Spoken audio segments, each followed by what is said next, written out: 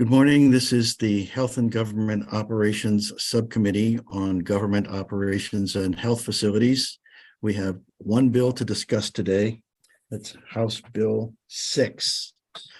Lindsay, will you tell us what the bill does? Sure. This bill requires the Department of General Services to establish standards for state buildings to conserve energy and minimize adverse impacts on birds and minimize lighting as specified.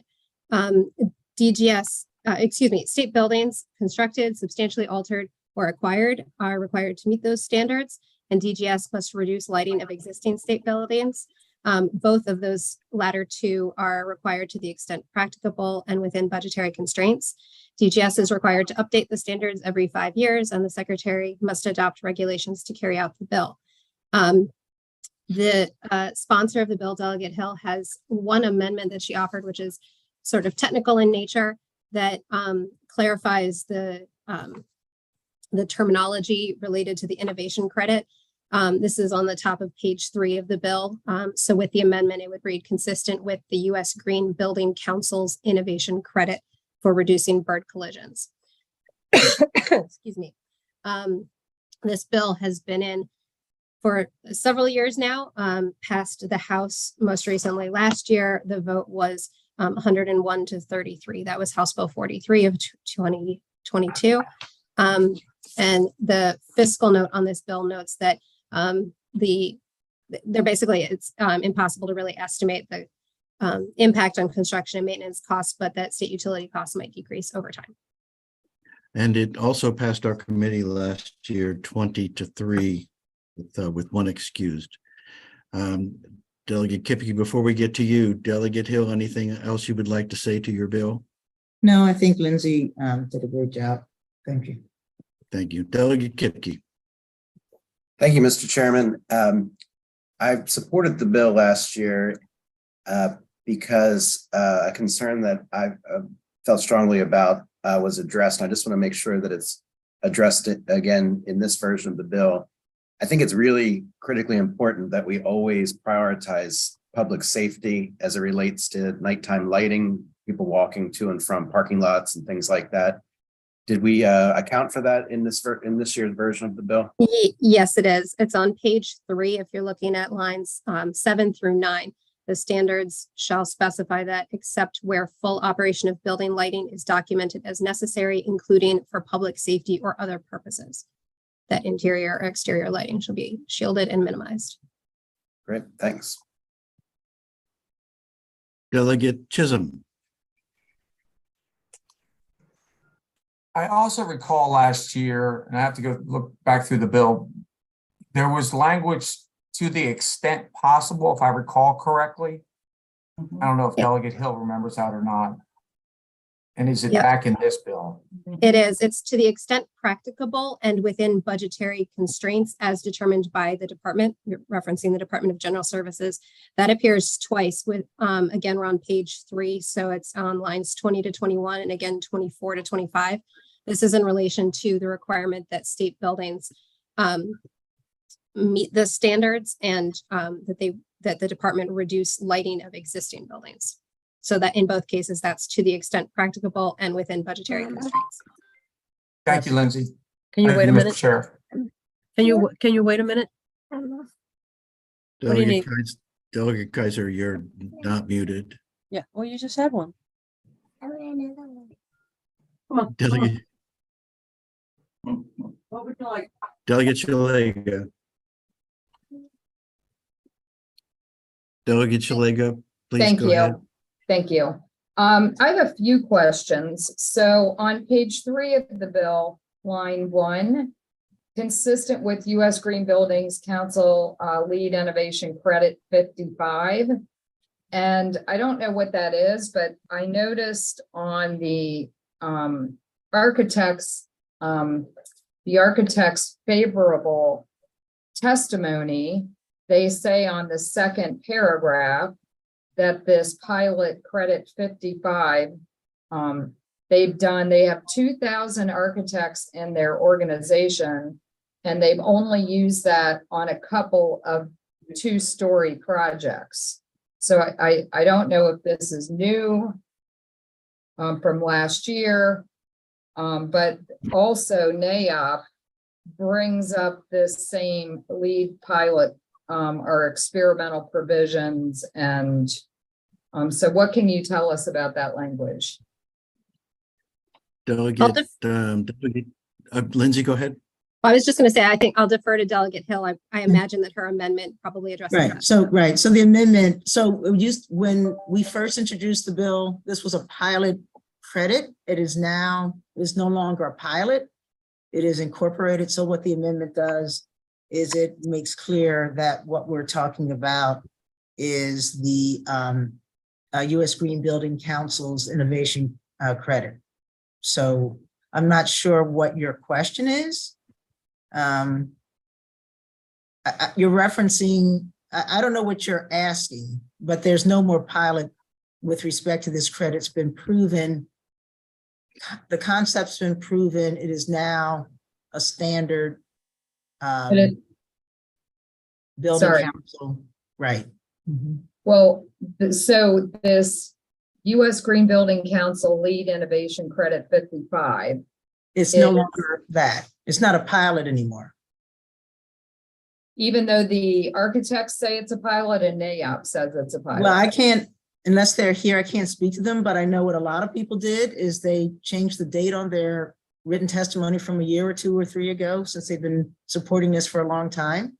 So they may have done the same thing, and I've made some errors at times when I've resubmitted, and my staff has simply not updated my testimony except for the date. So that may be why, but I can't speak to. Is your question, how many times has this been used, or is your question, is this still a pilot? So my question is, what is the Innovation Credit 55, which seems to be in contention? Is that what your amendment dealt with? Or what is the Innovation Credit 55, which is different than just a standard lead innovation? The credit 55 was using specific bird collision mitigation architectural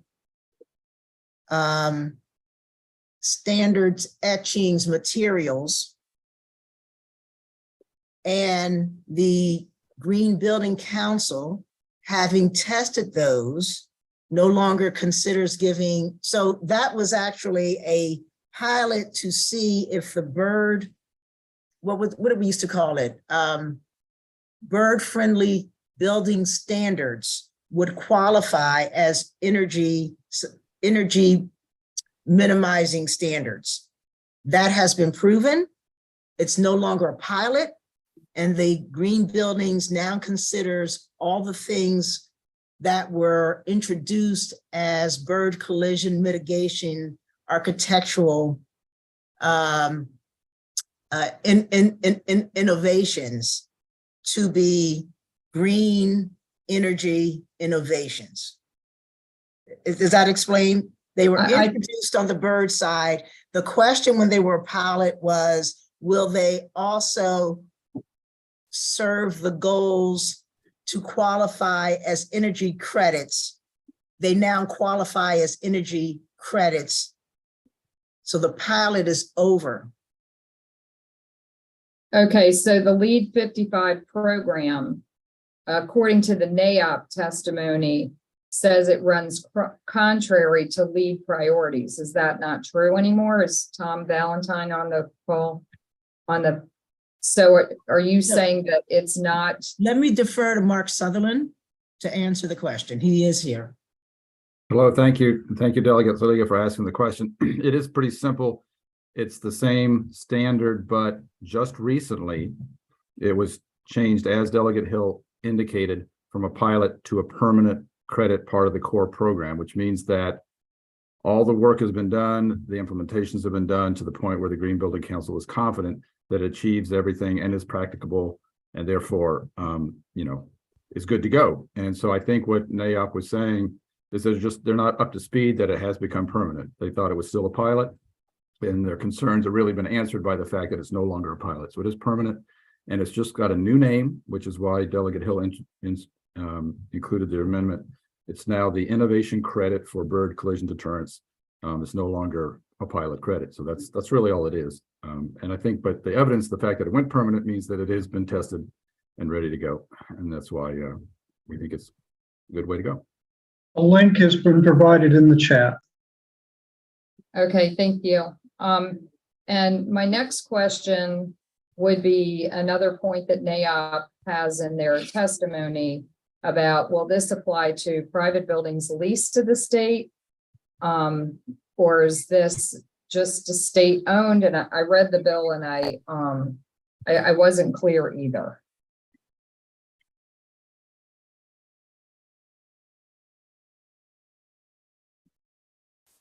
The definition of state building used in the bill is a building acquired through any means by the state for use by a state agency or department. So I would say use of acquired references, not just purchase, but if a building was like So given would to we- the state for some reason or something like that. It also includes building constructed or renovated by or for the state for occupancy by a state agency or department. So it would apply to anything purchased or leased. And so that would then get to my question about, on the bill, page 3. It says, each state build on line 19, each state building constructed, steps altered or acquired. So what is substantially altered mean? Is there because I know later in the bill it talks about 500,000, but you know, if the state was leasing a building and they did a bathroom remodel, would that then loop the building into this provision? No, I don't think so. I think the reference to the public work contract of less than $500,000 is in reference to the renovation that would be taking place. And Mr. Chairman, I know GSA is on the line, and Ellen may be, Robertson may be able to, she's on here in the room, she may be able to add something to help. I see okay. Ellen stepped away from her desk. Okay, sorry, okay. I'm here. She's here. Her audio isn't working at the moment. Oh, so- okay. Ellen, please go ahead. Good morning. I agree with Delegate Hill's assessment as far as, or Lindsay's assessment of the buildings affected in the 500K threshold that's established. DGS has worked with Delegate Hill for years on this bill. We are very comfortable with it as it stands now. And one of our design professionals is also on the call to answer any specific questions to that, if you have any. Yeah, so maybe they could answer my last question, which is on the fiscal note, page 3, lighting in state buildings, it says 4,000 current state buildings, only 23 use the automatic control technology. And that on page 4, it says the cost of installing it in a large number of buildings could be significant. So what can you tell us about the cost? And then I'll let other people ask questions. Thank you. Steve, are you available? I am. I don't know that. I don't know who in our agency. Well, it may not be our agency. I think, if I may for a second, while you all, I think that the whole point of within budgetary constraints Right. is what the language that we added through this subcommittee, and you may not remember, because I know we see a lot of bills. I think it was actually because of some of the similar questions you asked 2 years ago, Delegate, to make sure that the administration was not being forced to do things that cost so much money that it undermined the entire intent or one of the major intents of the bill. And so if putting in these mitigation automated systems is too costly for the savings that are anticipated, it is within the administration's authority to decide not to do so. That's my understanding. Is that your understanding, Ms. Robertson and Lindsay? Yes. My understanding, yes. Yes. And you're right, I sort of glossed over it because many of the new members weren't on at the beginning of the call, but that was language added by this subcommittee a couple of years ago in response to those similar types of questions. Thank you. Delegate Kaiser. Thank you, Mr. Chairman. I have a couple questions. I know that we passed it through the House last year and it didn't make it through the Senate. Do we know what, so this is my first of two questions, but very different questions. Do we know what their challenges were and has that been addressed in this version, Delegate Hill? Yes, and the challenges had to do with the originations of the bill when it was called, I don't know, bird friendly or whatever, and the former president of the Senate had indicated some reluctance to pass such a harebrained, bird brain bill. And we had assurances this year from the Senate president that it would be looked at with fresh eyes. And there is a Senate cross-filer this year because those assurances have been given that they will be able and willing to look at the bill on its merits instead of based on historical floor challenges and jokes. Thank you. I'm sorry that it was received that way. My second question is, this bill seems to be about the bird component of green buildings. Have we done the other pieces of green buildings? And is that already part of state law? And if not, why is this limited only to birds? So okay, let me try answering it this way. The strategies, as was said earlier by Mr. Sutherland, the LED approved strategies that were piloted because of the concern of the billion bird building collisions were found to also meet energy sustainability goals. So the architectural elements were initially entertained because of the ecologic, environmental, and economic impact of bird deaths. The additional benefit was found to be that it makes the buildings more sustainable in terms of the cost to operate over time because of the energy savings, which also have short and long-term environmental effects. The But I just want to be clear. Do we have other green standards? we really or don't state for buildings. buildings. Can I interject? And in fact, the omnibus energy bill that we passed out of this legislative body, a year ago, did not include anything about buildings. Lindsay?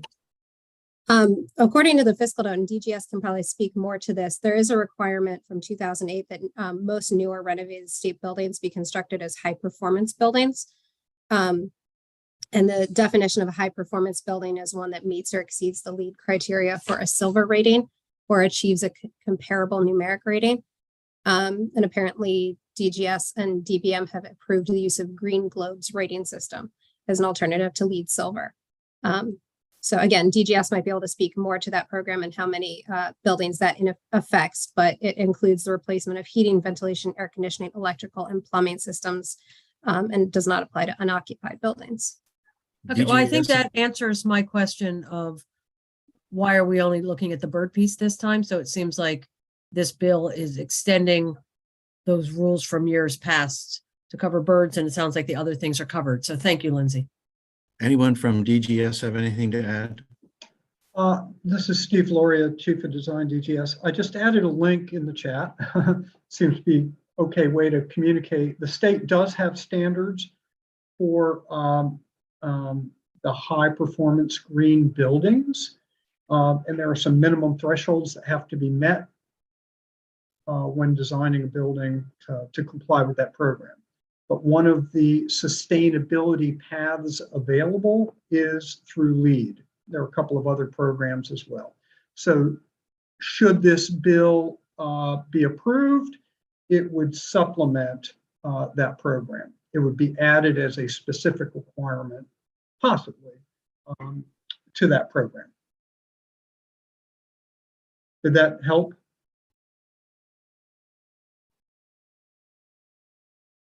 You got a thumbs up, Steve. Delegate Chisholm, go ahead. Thank you, Mr. Chairman. And that's what I was looking at, and I'm glad that Lindsay pulled it out, but it's chapter 124 that's indicated in the fiscal note. So my question is, because it's pretty definitive on the energy saving buildings that we were striving for previously when we just got passed in 2008, if we add the bird aspect of this, what is the major change from what we were already doing or what we were aiming to do? And if it's something, I guess my question from that is, why can't we get a physical note? Because that's what scares me is, the physical note says there's no way of them being able to predict what this is going to cost. And to predict the savings is equally difficult to project.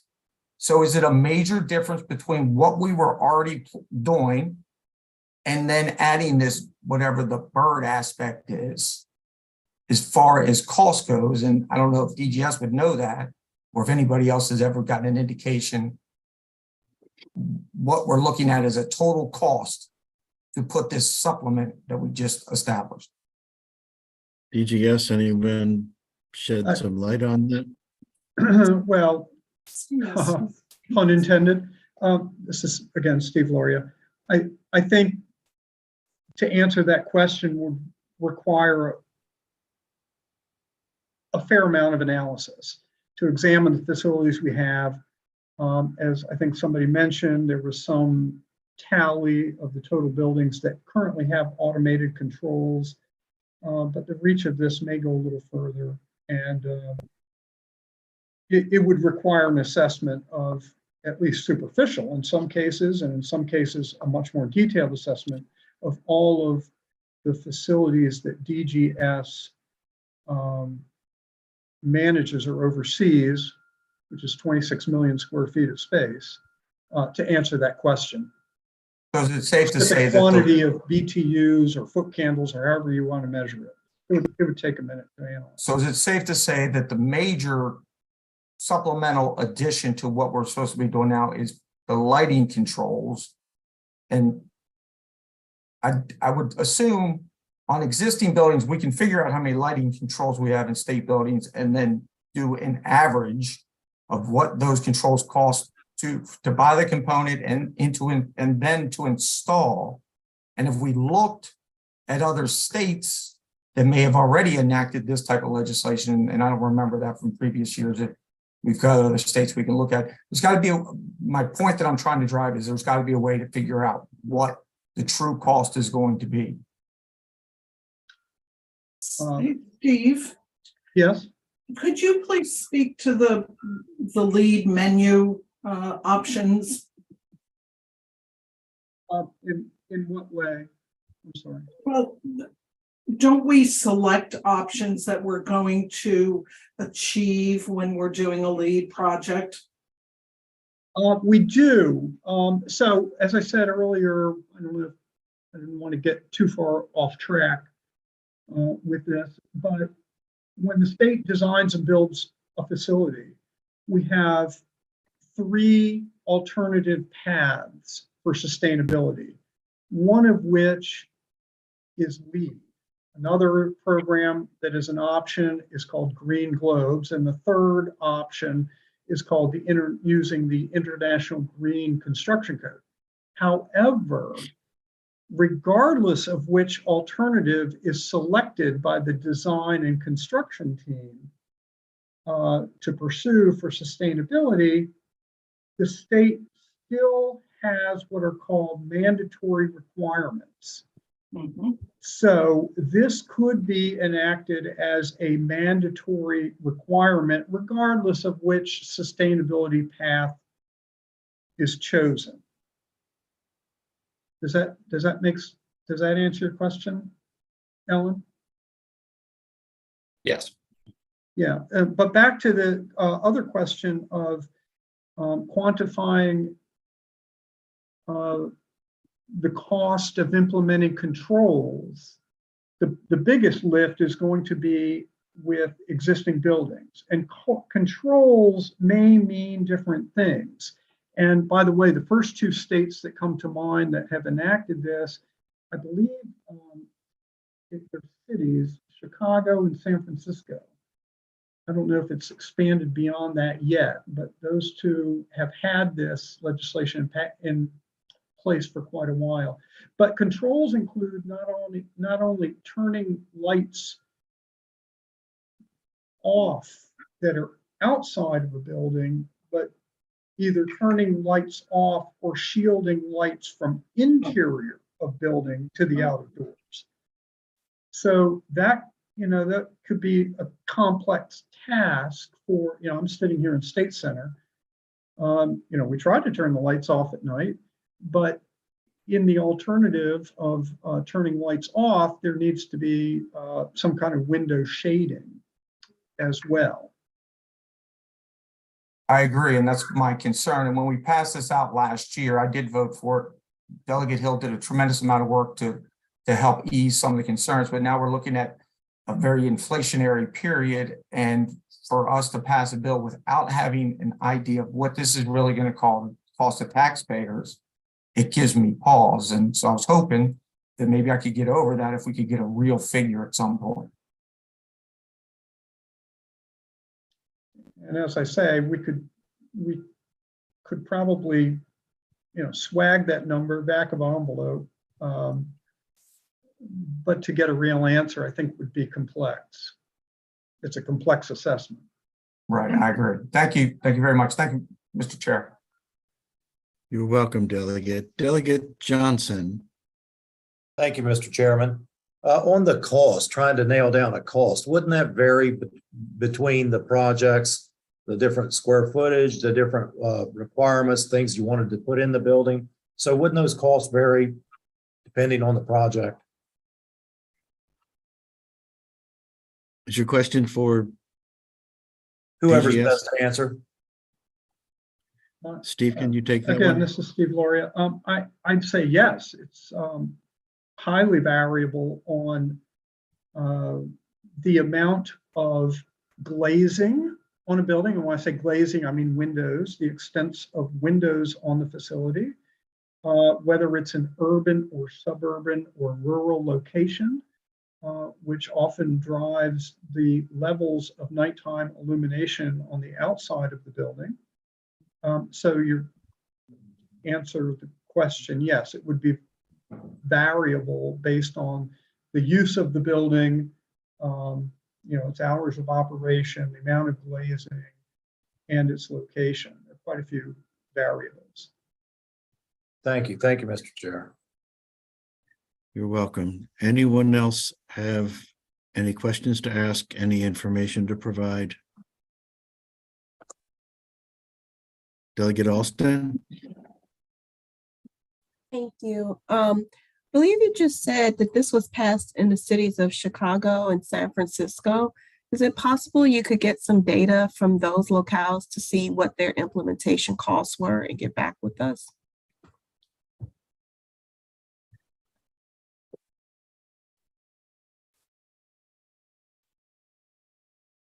Could you all hear Mr. me? Lopia, do you have a response to that? To look at other cities that have done something similar and see if that data could be relevant to us, or is that again a large task that would take a bit of time? I'm sorry, who are you asking? Delegate Alston was asking other cities who have enacted similar legislation. Perhaps they have some data indicating what this has added to the cost of remodeling, And would that data be readily available for you to provide for us by way of comparison? I can look. I'm delighted to look. May I just reiterate one point that is very important to this piece of legislation is the language stating to the extent practicable and within our budgetary constraints. Thank you, Ms. Robertson. That's, I think that's an important piece of information to bring out at this point. Delegate Johnson, again. Thank you, Mr. Chairman. To Delegate Alston's question, I've done a lot of construction in my background, so my question is, before we go through the trouble of looking at other cities, would those numbers be relevant? Would it not depend on how long ago that the project was done, how much materials have inflated since then? So would those numbers be practical to what we're talking about, projects in the future? Whoever's best to answer that. Mr. Chair? Yes, Delegate Hill. Yeah, so to Delegate Johnson's question, I think that what you heard Steve saying, or at least what I heard Steve saying, is that the decisions about what we would do with a given building to comply with the standards that that General Services sets up under this legislation would not be dependent on what other cities have done. We have testimony from the architects and building professionals that there is de minimis costs with new buildings when the standards are incorporated at the time of planning. Reconstructions and heavy renovations are separate, but I think, as Ms. Robertson was pointing out, these same discussions are why this committee and the House were comfortable moving the bill along without knowing which buildings it'll apply to and how much will the renovation be. Because we put the language in that said where practicable and within budgetary constraints, so that it is I think, a good academic exercise to see what other cities, what savings they're realizing, but many of these savings won't be really able to be added up until you get 5 or 10 years out, or we're really talking about savings over the life of the building. To even compare, on a very small level, my housing heating costs from year to year is so variable depending on the weather, which runs in cycles.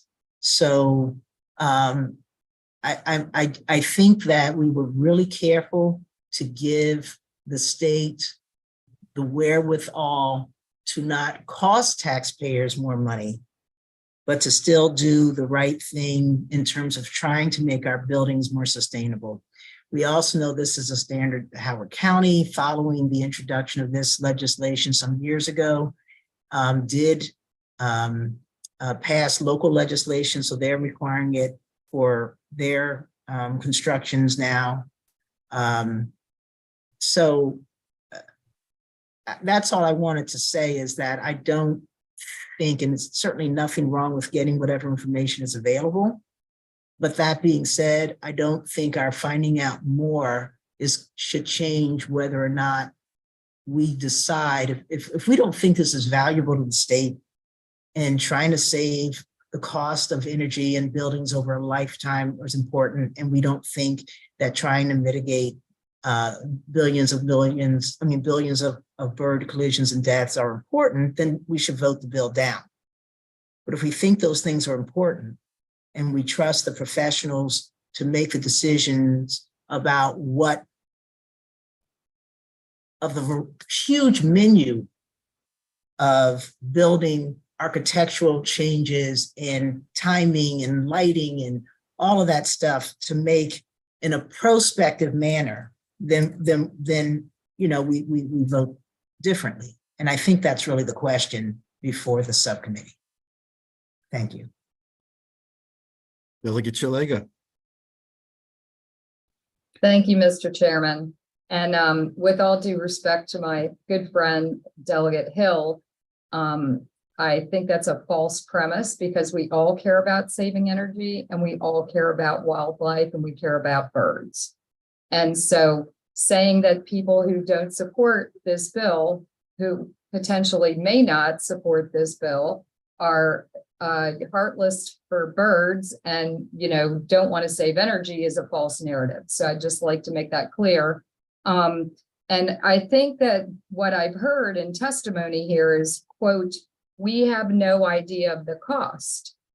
So, as an elected person that reports to taxpayers, I think it's our duty to get a range of cost.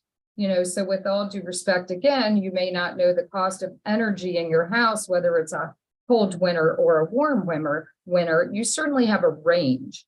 And if your locality has done this, we should be able to get some feedback.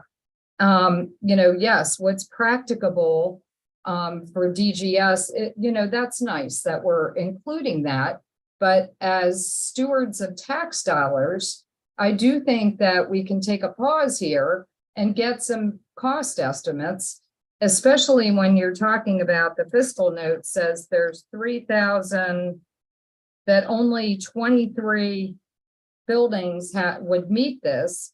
3,777 state buildings, have not, and the cost of this provision is not feasible. Let's take a harder look at this. And, so that would be my request, that we really seriously take a look at the dollars and also weigh it against energy savings. Maybe they come back and say the energy savings is great, so the cost won't be, as great. But, I think we would be irresponsible to not look at that. Thank you. Delegate Alston. Thank you. I understand your concerns about getting data from other locales. However, right now we have nothing, and I'm personally not comfortable voting on a bill that has no physical note. I don't know if it's going to cost $1,000 or $1 billion. And if you're saying that we can't find that information, I don't know how we're expected to vote on this in good conscience. So I'd like to see the data. You can factor in inflation when you give it to us. They do that when they produce physical notes because there are ways to determine how much costs have changed over time. We have the inflationary data numbers, so you can factor that in. We can also look to see if there have been savings, what those savings have been. But to give us a fiscal note that says nothing, to me, is just not an acceptable way to move forward this legislation, unless we're going to say it only applies to future constructions and not to renovations. But if we're going to look at renovations and we're looking at things that are leased by the state, what is the purse? And to say that to the extent practical, what does that even mean? Like, there's no cap on that. So are we saying it's practical if it's $500,000 per building? It's practical if it's $1 million per building. It's practical at, a couple of $1,000s. I don't know what that means in the context of the state budget. So I would not be comfortable voting this bill out until I know more about what the budgetary outlays are going to be.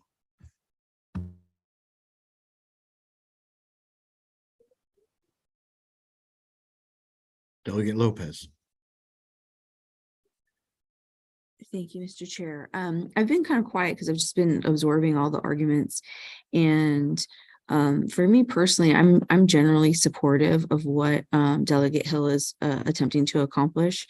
And it would be helpful to know a little bit more of the fiscal information before a determination would be made.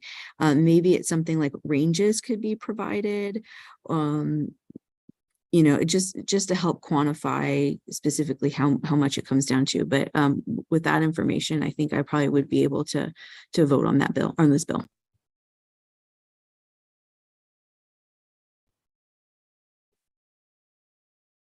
Anyone else have anything to contribute on House Bill 6 at this point?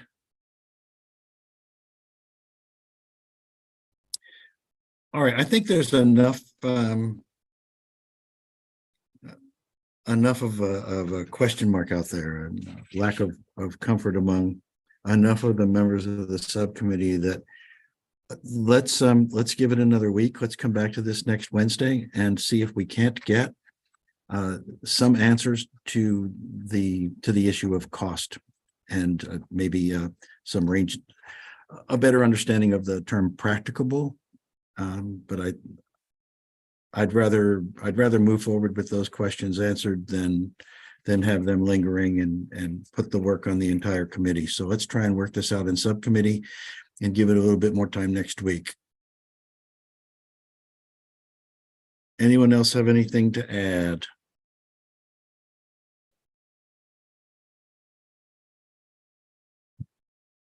In that case, this will bring this meeting to a close, and I will see everyone at noon for our celebration, and then at 1 o'clock for bill hearings. Thank you all for coming.